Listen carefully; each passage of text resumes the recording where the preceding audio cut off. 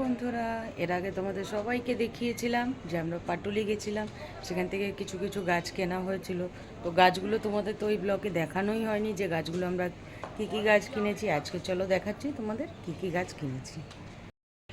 এত গরম এত গরম, গাছগুলোই সকালে জল দিয়েছিলাম। এর মধ্যে গাছগুলো আমাদের মানি প্ল্যান্টটাও দেখো কি সুন্দর উঠেছে না, খুব সুন্দর উঠেছে। এটা আমরা পাটুলি থেকে কিনিনি, আমি অনেক দিন আগে এনে এটা ছোট্ট টপে এনে লাগিয়েছিলাম গাছটা। দেখো দেখো লঙ্কাগুলো দেখো, লঙ্কা গাছগুলো দেখেছো কি সুন্দর হয়েছে না? কিন্তু লঙ্কাগুলো দেখতে এত ছোট ছোট, দেখো ছোট ছোট পুচকি পুচকি লঙ্কাগুলো, জাস্ট পুচকি পুচকি একদম। কিন্তু লঙ্কাগুলো এত মারাত্মক ঝাল, এত ঝাল। আমি আনার যেদিন এনেছি সেই দিনই একটা খেয়ে দেখলাম মনে হলো লঙ্কা গাছটা আমার নেওয়ার সময় না সন্দেহ হচ্ছিল ভালো হবে কি না হবে না। কিন্তু লঙ্কাগুলো এত সুন্দর ঝাল, একটা দুটো লঙ্কা দিলেই ভাবো মনে হয় তোমার অনেক ঝাল হয়ে যাবে।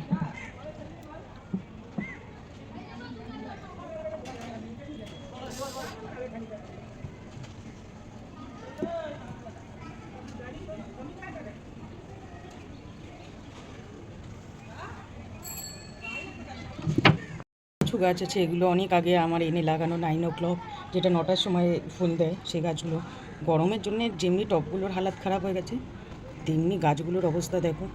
গাছগুলো পুরো শুকিয়ে মনে হচ্ছে কাঠ হয়ে গেছে। সকালে বিকেলে জল দেওয়ার পরেও গাছগুলো মনে হচ্ছে কি জলই পায় না একদম। এটা হচ্ছে আমাদের ব্যালকানিটা খুবই ছোট্ট, আর তার মধ্যে নিচে যা অবস্থা, চুচু একদম নোংরা করে রেখে দিয়েছে। চুচু হচ্ছে আমাদের একটা খরগোশ। দেখো এই লঙ্কার দানাগুলো না, শুকনো লঙ্কার সাথে না অনেক ছিল শুকনো লঙ্কার সাথে। আমি ভাবলাম এখানে ফেলে দিই, তো ফেলে দেওয়াতে গামলাটার মধ্যে না লঙ্কার চারাগুলো হয়ে গেছে। আর এইটা দেখো বেলফুল গাছ, এটা আমি এটা অনলাইনে আনিয়েছিলাম। যখন আনিয়েছিলাম তখন ভাবিনি যে গাছটা আদৌ হবে কি না। শুধু মনে হচ্ছিলো একটা ছোট্ট ডাল দিয়েছে, শুধু একটা ছোট্ট ডাল। আর এখন সেটাতে দেখো সুন্দর ফুল ধরেছে। কিছু না, গাছের কী হয় একটু গাছের পিছনে যত্ন করতে হয়। এই টবগুলো এখন সব খালি হয়ে পড়ে আছে, আমি কিছু গাছ লাগানি। একটা এখানে অ্যালোভেরা শুধু, আর এটা আমার জবা গাছটাও কড়ি ধরতে শুরু হয়েছে, কড়ি ধরেছে, অনেক ফুলও ধরছে। এখানেও একটা মানি প্ল্যান্ট গাছ দেখো, অনেক দিন আগে লাগিয়েছি। এই গাছটা একদম বাড়ে না, এখন রিসেন্টলি দেখছি গাছটা একটু বেড়েছে।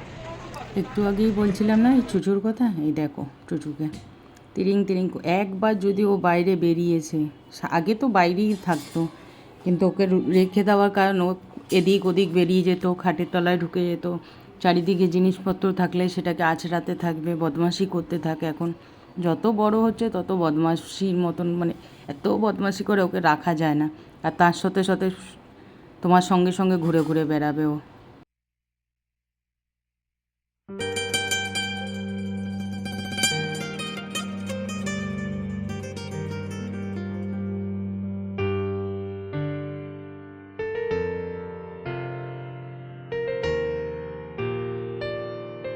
চলো ঝটপট রেডি হয়ে নিই, আজকে বেরোবো।